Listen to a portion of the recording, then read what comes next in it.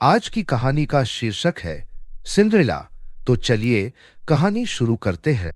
एक बार की बात है, एक छोटे से गांव में सिंड्रेला नाम की एक दयालु और सौम्य लड़की रहती थी। वह अपनी दुष्ट सौतेली माँ लेडी ट्रेमाइन और अपनी दो सौतेली बहनों अनास्तासिया और ड्रिजेला के साथ रहती।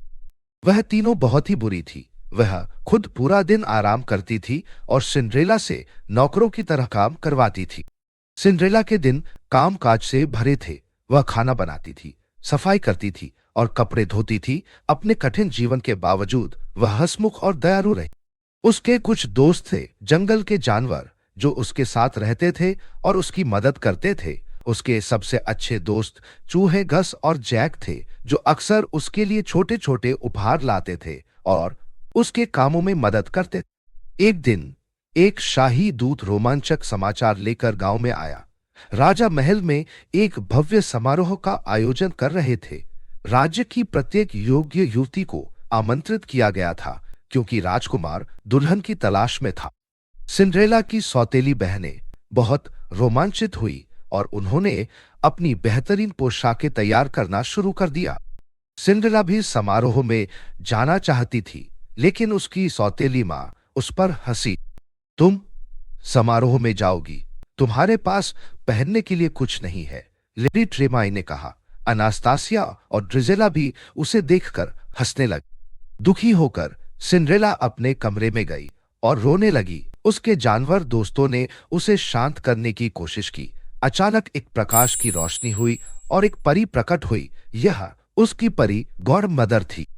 मत रो प्रिय, परी गॉड मदर ने कहा। तुम भी समारोह में जा सकती हो।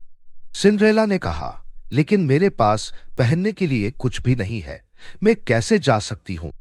परी गॉड मदर ने अपनी छड़ी घुमाई और सिंड्रेला की फटी पोशाक एक सुंदर गाउन में बदल गई। उसके पैरों में कांच के सैंडल दिखाई दिए, जो रोशनी में चमक रहे थे। फिर परी गॉड मदर ने एक कद्दू को एक शानदार गाड़ी में और चूहों को घोड़ों में बदल दिया। यहां तक कि उसने एक चूहे को कोचवान और छिपकली को सैनिक बना दिया। यह देखकर सिंड्रेला हैरान और खुश हो गई। याद रखना मेरे प्रिय, परी गॉडमदर ने कहा, तुम्हें 12 बजने से पहले वापस लौटना होगा, क्योंकि जादू केवल आधी रात तक ही चलेगा। सिंड्रेला ने अपनी परी गॉडमदर को धन्यवाद दिया और महल की ओर चल पड़ी। जब वह पहुंची तो हर कोई उसकी खूबसूरती देखकर हैरान रह गया, यहां तक कि उसकी सौतेली बहनें भी उसे नहीं पहचान पाई। उसकी खूबसूरती से मंत्रमुग्ध होकर राजकुमार ने उससे नृत्य करने के लिए कहा। उन्होंने पूरी रात नृत्य किया और सिंड्रेला को ऐसा लगा जैसे वह सपने में थी। जैसे ही घड़ी आधी रात के करीब पहुंची, सिंड्रेला को परी गॉडमदर की चेतावनी याद आई। उसने तुरंत राजकुमार को धन्यवाद दिया और महल से भाग गए। राजकुमार भी सिंड्रेला के पीछे भागा, लेकिन सिंड्रेला जल्दी जल्दी में चली गई। जल्दबाजी में उसकी एक कांच की सैंडल महल की सीढ़ियों पर छूट गई। जैसे ही घड़ी ने 12 बजाए, वह घर लौटने में कामयाब रही और उसकी खूबसूरत पोशाक वापस फटे कपड़ों में बदल गई। गाड़ी फिर से कद्दू बन गई और घोड़े, गाड़ी चलाने वाला और सैनिक फिर से चूहे और छिपकली में बदल गए। अगले दिन राजकुमार ने एक घोषणा जारी की।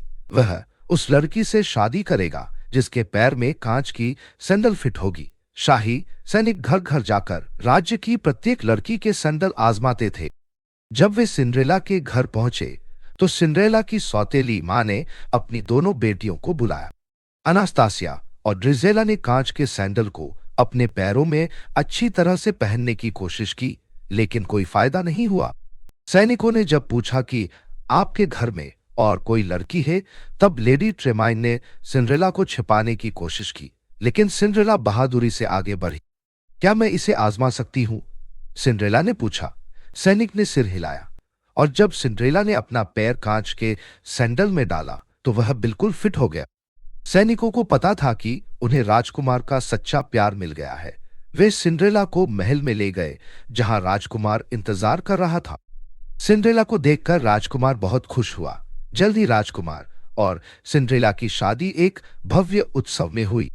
राज्य खुश हुआ और सिंड्रेला ने अपनी सौतेली मां और सौतेली बहनों को माफ कर दिया। हालांकि उन्हें जंगल में एक छोटी सी झोपड़ी में रहने के लिए भेज दिया गया था। और इस तरह सिंड्रेला और राजकुमार अपने राज्य के लोगों के साथ अपनी खुशियां और सौभाग्य बांटते करते हुए हमेशा खुशी से रहे।